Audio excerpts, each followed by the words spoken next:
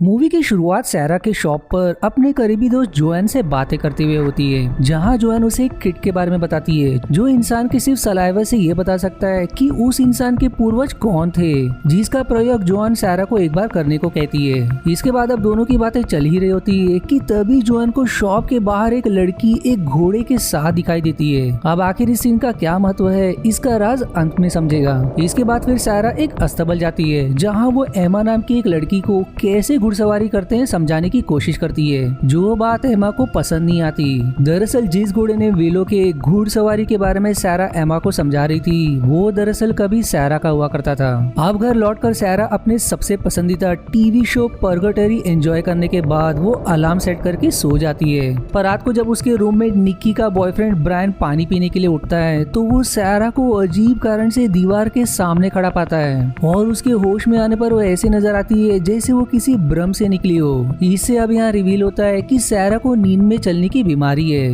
अब अगले दिन सैरा के जन्मदिन पर वो सबसे पहले अपने माँ को श्रद्धांजलि देने के लिए उनके कब्र को विजिट करती है, जिसके बाद उसके शॉप पर पहुँचने पर जोएन उसे वो ही किट तोहफे में देती है ताकि वो भी अपने पूर्वजों के बारे में पता कर सके। फिर इसके कुछ देर बाद शॉप पर एक टैरो ट्रेडर अपने बिजनेस के लिए कपड़े खरीदने आता है, जो जाने से पहले सैरा को अपने कार्ड के साथ एक सुरक्षित प्रदान करने वाला अगरबत्ती देती है। वहीं अब शॉप से छूटने के बाद सैरा फिर से अस्तबल जाती है, जहां वो फिर से एमा को सुझाव देने लगती है, पर एमा फिर से उसे इग्नोर करके निकल जाती है। पर वहीं सैरा जाते जाते विलो को अपने हाथों से बनाई डोरी पहना जाती है, क्योंकि आज विलो का भी जन्मदिन है। पर उस घोड़े का मालिक उस डोरी को निकाल देता है। अब इसके बाद मासूम सैरा अब अकेले ही जन्मदिन की रात टीवी देखते हुए गुजारने लगती है, जिस दौरान वो जो का दिया हुआ किट भी ट्राई करती है। पर फिर तभी निक्की और ब्रायन घर लौटते हैं, जहां निक्की उसे घर में अकेला देख उसका जन्मदिन मनाने का तय करती है, जहां वो ब्रायन के सिंगल रूममेट को भी आमंत्रित करती है। उसे अब मिलने पर सैरा को पता चलता है कि उसका नाम डैरन है, जो उसे आश्चर्य लगता है क्योंकि उसके पसंदीदा शो पर्गेटरी के लीडिंग कैरेक्टर का नाम भी सेम ही है। सैरा की दरअसल डैरन से जमने लगती है कि तभी अचानक से सैरा के नाक से खून बहने लगता है, पर फिर भी वो उसे इग्नोर करके पार्टी में फिर से गुम हो जाती है। और पार्टी खत्म होने के बाद डैरन अपनी गाड़ी वहीं छोड़कर कैब से घर निकल जाता है, क्योंकि उसने बहुत पी रखी थी। पर अब उसके जाते ही सैरा को उल्टी होने लगती है, जिसके कुछ देर बाद उसके सोते वक्त सैरा को एक अजीब सा सपना आता है, जहां वो अपने साथ एक इंसान और करीब उसी के उम्र की लड़की को एक अजीब से सफेद कमरे में जमीन पर लेटे हुए देखती है। इतना कम नहीं था कि अगली सुबह निक्की और ब्रायन को दीवार पर पंजों के निशान मिलते हैं, जिसके बारे में सैरा से पूछने पर उसे खुद भी कुछ याद नहीं रहता, इसलिए वो उसे एक हैंडीमैन से ठीक करवाने की विनती करती है। अब कुछ देर बाद फिर वहाँ डैरन आता है और सैरा को डेट के लिए पूछता है, जिसके लिए वो हंसी खुशी हाँ कर देती है। वहीं शॉप पर जोएन के पूछने पर सैरा नहीं बताती कि उसने घर पर रूममेट के साथ जन्मदिन मनाया, पर वो डैरन के बारे में जरूर शेयर करती है। अब वो शॉप पे चीजों को संभाल ही रही होती है कि फिर से उसके नाक से खून बहने लगता है। इतना कम नहीं कि जो इंसान सैरा को उसके सपने में दिखा था, वो ही इंसान रास्ते में उसे जाते हुए दिखाई देता है, जो सैरा के पुष्टि करने से पहले ही गायब हो चुका था। अब इसके बाद सैरा अपनी दोस्त हैदर से मिलने जाती है, जो ठीक से चल और बोल नहीं सकती और उसकी याददाश्त भी कमजोर होती जा रही है। यहाँ फिर हमें एक फ्लैशबैक से पता चलता है कि एक समय हैदर घुड़सवारी करते वक्त बुरी तरह से घोड़े से गिर गई, जिसके कारण ही अब वो ठीक से चल फिर नहीं सकती, जिससे अब हमें समझ आता है कि आखिर क्यों सैरा एमा को इतना सावधानी बरतने को अब तक कहते आ रही है। अब हैदर से विदा लेने के बाद सैरा लौटते वक्त रेड लाइट पर रुकती है, जहाँ वो पानी की टैंक की तरफ देखते हुए कहीं खो जाती है। पर वहीं ये कम नहीं था कि इसके तुरंत बाद वो अपने आप को सिंक के सामने खड़ी वैसे ही अजीब तरह से पानी की तरफ घूरते हुए नजर आती है। फिर अगली सुबह जब सैरा शॉप पे जाने के लिए निकलती है, तो उसे अपनी गाड़ी गैराज में नहीं मिलती, जिसके बारे में वो तुरंत पुलिस को रिपोर्ट करती है। पर फिर तभी एक इंसान सैरा को कॉल करके बताता है कि उसकी गाड़ी किसी टो यार्ड में जब्त है, जहाँ से छुड़ाने के लिए उसके पिता गैरी उसे लिफ्ट देते हैं। और टो यार्ड पहुँचने पर उसे पता चलता है कि ये गाड़ी पानी के टैंक के पास वाली सड़क पर चालू हालत में उन्हें मिली थी, जो बात सैरा को बहुत ही अजीब लगती है कि कहीं उसने तो नई गाड़ी वहीं छोड़ दी।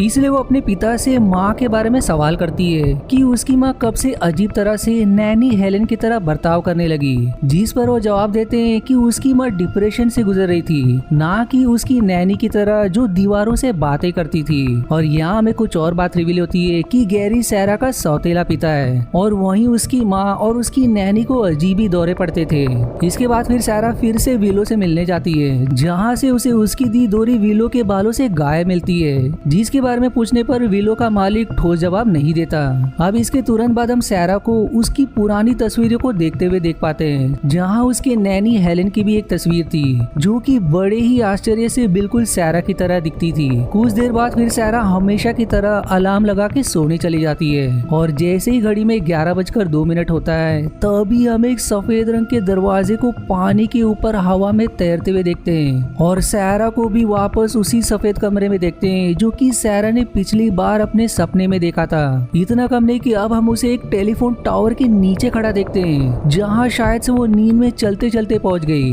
पर यहाँ गौर करने वाली बात यह है कि उसने जो नाइट सूट पहन रखा है वो अब उल्टा है। उसके अब घर लौटने पर वो और हम एज एन ऑडियंस और भी शॉक हो जाते हैं कि घड़ी में अभी सिर्फ 11:04 हुए हैं, यानी कि जहाँ उसे 25 मिनट लगना चाहिए था वहाँ से चलकर वापस लौटने के लिए, उसने वो दूरी सिर्फ 2 मिनट में कवर की, जिस बारे में तुरंत वो रिसर्च करती है और उसे फिर एक शॉकिंग एलियन अब्डक्शन के बारे में पता चलता है। अब अगली सुबह सारा जोआन से इस बारे में बात करती है, लेकिन उसे इस बारे में कुछ खास नहीं समझ आता। तभी फिर वो अपने सपने वाले इंसान को फिर से देखती है, और इस बार वो उसके शॉप का नाम पता कर लेती है, जहाँ वो अपना जुम्बा क्लास अटेंड करने के बाद उसी इंसान के शॉप पर जाती है अपने किचन की प्लम्बिंग के बहाने से, ये पता लगाने के लिए कि वो उसे पहचानता है कि नहीं। इसलिए सारा उसे एडवांस देकर उसे अगले दिन अपने घर आने के लिए राजी कर लेती है। अब रात को सारा उसी किट के वेबसाइट पर अपने भेजे हुए सैंपल्स के रिजल्ट चेक करती है, लेकिन उसके रिजल्ट्स अभी पब्लिश नहीं हुए थे। इसके बाद फिर वो पर्गेटरी शो देखते वक्त वहाँ पे वो मेन कैरेक्टर डैरेन के क्लोन को देखती है, जो देख अब उसके खुद के हेलन का क्लोन होने का शक होने लगता है। पर वहीं अगली सुबह प्लम्बिंग के लिए उस इंसान की जगह टॉम नाम का एक बंदा आ जाता है, जिससे पूछने पर सारा को पता चलता है कि उस दूसरे इंसान का नाम रॉन है। पर सारा यहाँ तक नहीं रुकती और उसी रात वो रॉन को फॉलो करते हुए उसके घर तक पहुँच जाती है, जहाँ कुछ देर बाद गाड़ी में उसकी आंख लग जाती है, और इस बार भी उसे वही सपना आता है। आप सपने से निकलने के बाद घर लौटने पर वो टैरो ट्रेडर के दिए हुए अगरबत्ती के धुएं को घर में फैलाती है, घर को सुरक्षित करने की उम्मीद से। पर इसके बाद जब वो हेलेन के एक ऑरेंज ड्रेस को सी रही होती है, तब वो अपने शरीर पर अजीब तरह के निशान पाती है, और फिर ये सीन उसके हेलेन के तस्वीर की तरह नकल करते ही अगले दिन ईएनटी स्पेशलिस्ट की तरफ मुड़ जाती है। सारा डॉक्टर से उसके नाक से खून बहने और बदन पर निशान के बारे में भी बताती है, यहाँ तक कि वो उन्हें अपने इस थियरी से कन्विंस करने की कोशिश करती है कि सरकार ने हेलेन के शरीर का इस्तेमाल करके उसे बनाया है।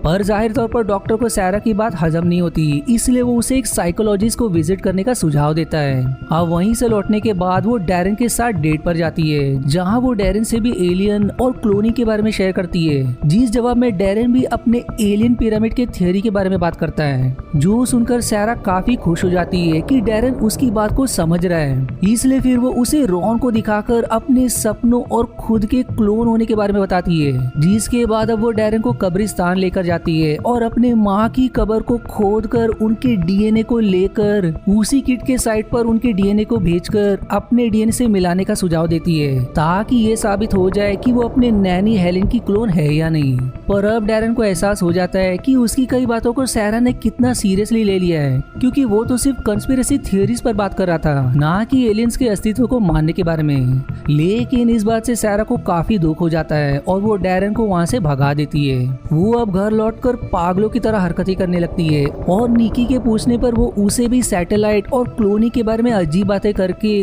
खुद को बाथरूम में बंद कर देती है। जिसके तुरंत बाद पहले तो हम सारा को शॉवर के नीचे खड़ा देखते हैं, फिर उसे गाड़ी को उसके शॉप के सामने आकर रुकते हुए ऑब्जर्व करते हैं, और तभी फिर हम सारा को फिर से अपने ख्यालों में खोए हुए पानी की तरफ घूरते हुए देखते हैं, जहां वो पूरी तरह से बिना कपड़ों के शॉप के बाथरूम से बाहर निकलती है, और फिर दरवाजे के बंद होने की आवाज से होश में आ जाती है, और वो खुद को लोगों के सामने बिना कपड़ों के पाती है। अब ये देख जोआन तुरंत शॉप खाली करके उसे कपड़े से ढक लेती है। जोआन उसे कैसे तो संभाल कर दिलासा दे रही होती है कि तभी उनके के करीब रिंग हो रहे फोन को सैरा उठाती है और अब वो अजीब ही तरह से वो सारी बातें पहले से सुन पाती है जो जोएन आगे कहने वाली होती है। अब सैरा की ऐसी अजीब हरकत देख जोएन को सैरा को मजबूरन साइकियाट्रिक हॉस्पिटल भर्ती करना पड़ता है। हॉस्पिटल में एडमिट होने के बाद यहाँ वो अपने अटेंडेंट ईथन से मिलती है, जिसका कहना होता है कि वो पिछली बार भी सैरा का अटेंडेंट रह चुका है, लेकिन सैरा को इसके बारे में कुछ भी याद नहीं होता, जो कि काफी अजीब बात है। अब ईथन के पूछने पर सैरा बताती है कि उसे लगता है कि वो अपने नैनी की क्लोन है और एलियंस उसे ले जाना चाहते हैं। इससे अब यहाँ एक और जानकारी मिलती है कि हेलन को दरअसल लोग पागल समझते थे, क्योंकि उनका मानना था कि वो भविष्य से आई है। इसी वजह से उन्हें भी साइकियाट्रिक हॉस्पिटल भेज दिया गया,